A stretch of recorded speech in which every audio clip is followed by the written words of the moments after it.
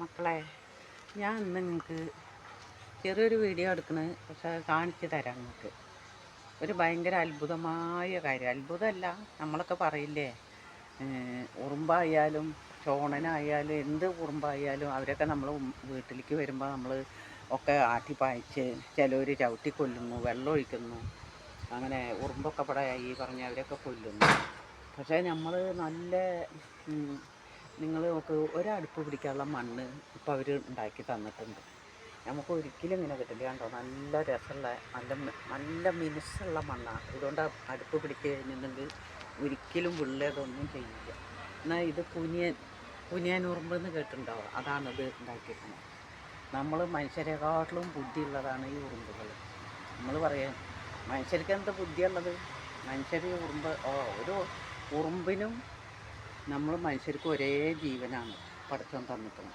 പക്ഷേ നമ്മൾ പറയാം ആ ഉറുമ്പിനെ അത് ചവിട്ടിക്കൊന്ന, അല്ലെങ്കിൽ അത് ചവിട്ടി തേച്ചാൽ, അല്ലെങ്കിൽ വല്ല ചൂടുവെള്ളം ഒഴിച്ചാൽ പറയും ചെയ്യാൻ പാടില്ല. അവരെ നമ്മൾ അങ്ങോട്ട് ഉപദ്രവിച്ചാലാണ് അവർ ഇങ്ങോട്ടും ഉപദ്രവിക്കുള്ളൂ, കടിക്കുള്ളൂ.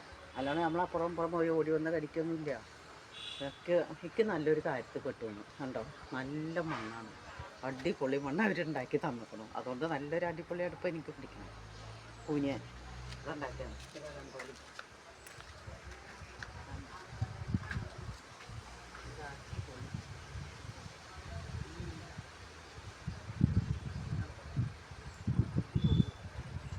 ഇതായുള്ള ബുദ്ധി, തൻ്റോടം എല്ലാം ഉണ്ടാവും. നമുക്ക് ഉറുമ്പിനെ കാണുമ്പോൾ ഒരു വിലയില്ല. നമ്മൾ പറയില്ലേ, ഒരു ഉറുമ്പിൻ്റെ ജീവനേ ഉള്ളൂ നമുക്കെന്നുള്ളത്. നമ്മുടെ ജീവൻ പോലെ തന്നെ അവരെ പറ്റുള്ളൂ.